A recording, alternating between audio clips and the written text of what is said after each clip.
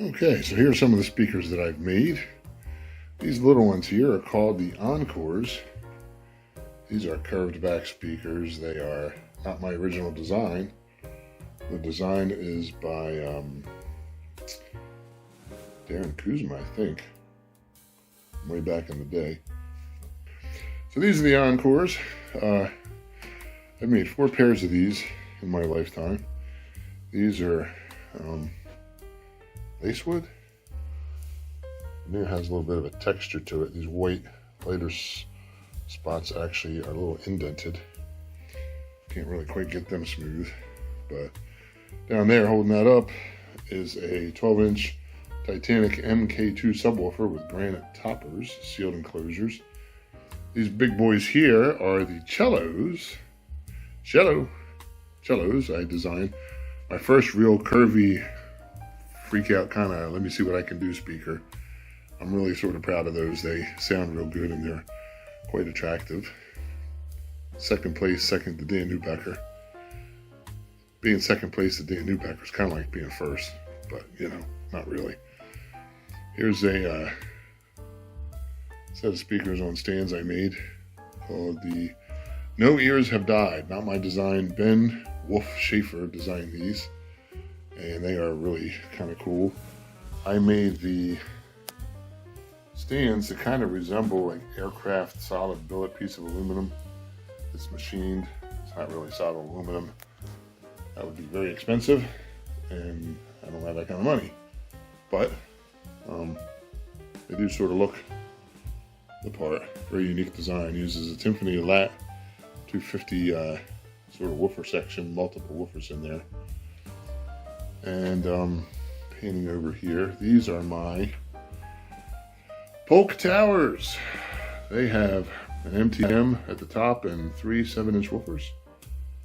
Bought these when we first got married because my wife told me she did not want me in the basement building speakers, at least for a couple of years. So I obliged. Still have them. They're nice speakers. These things here are the Bantam micro towers. They have leather on the sides. What is that? I forget the name of the veneer. Waterfall Babinga with a high gloss lacquer finish. There's a Tangband 1135 5¼ inch subwoofer at the bottom of each one. That is the Epic small cube subwoofer, 5¼ inch woofer driver there in the front. Really pounds out pretty good, nice and low. That is the Tenacious Bass 8 powered subwoofer with a Young 200 watt plate amp in the back, 10-inch Dayton passive radiator in the front. The active driver, the 8-inch Tangband, is W8 something. The driver's facing down in that one. Started off life as hoping to be a slot vented enclosure, but ended up not being for various reasons. And that is a, what is that? That's not a Triumph subwoofer. Uses different passive radiators. Try to get in there and get you a little better look. Buyout passive radiators, really nice though, attractive, real nice looking. That thing there is the Hi-Vi 105. It uses a Hi-Vi 10-inch flat panel subwoofer. That is a little bit of a beast.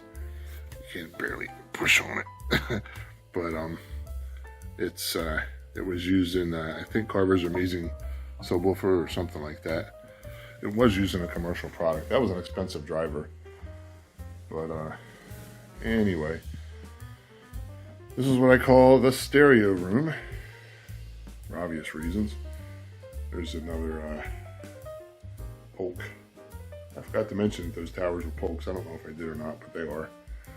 My friend had a pair of Polks when I was younger. I liked them, so I decided to try a pair for myself. That is a pair of Polk surround speakers, and that there is a Polk center channel speaker underneath.